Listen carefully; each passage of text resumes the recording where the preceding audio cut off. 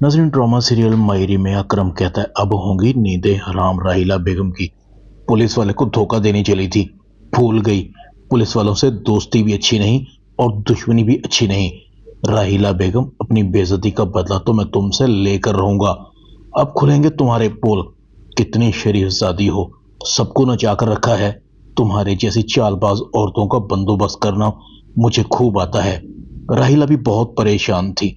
मुझे कुछ करना पड़ेगा वरना अकरम मुझे कहीं का नहीं छोड़ेगा।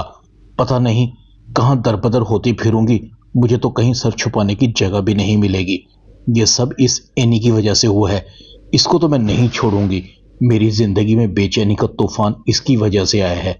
राहिला एनी के कमरे की तरफ आती है और एनी पर ऊपर तले शीशे के 2 गिलास फेंकती है।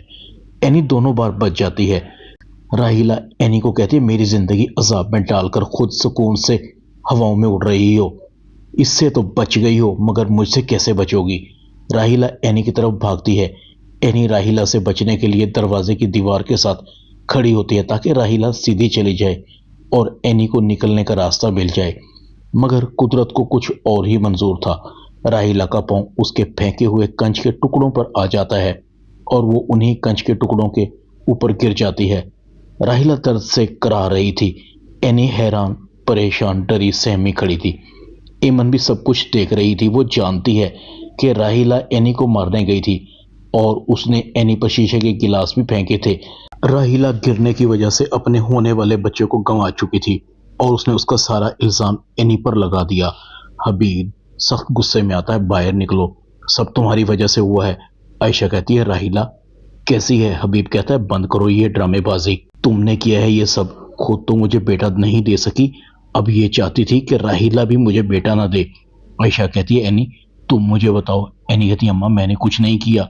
राहिला आंटी मुझे मारने दौड़ी थी, अचानक उनका पांव उन्हीं के फेंके हुए शीशे के टुकड़ों पर आ गया। ये गिलास मैंने नहीं तोड़े, ये तो राहिला आंटी ने मुझ पर मारने के लिए फेंके थे। फाखिर हबीब को रोकता है चाचू आप एनी को कुछ नहीं कहेंगे। एनी की बेगुनाही का सबूत एमन देती है।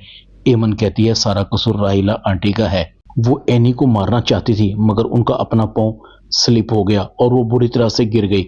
मगर हबीब को लग रहा था कि सब आपस में मिले हुए हैं और एमन भी झूठ बोल रही है। फाखिर कहता है सुन लिया चाचू आपने, अब तो मिल गई आपको गवाही, एनी बेकसूर है। ड्रामा मायरी में इतना ही।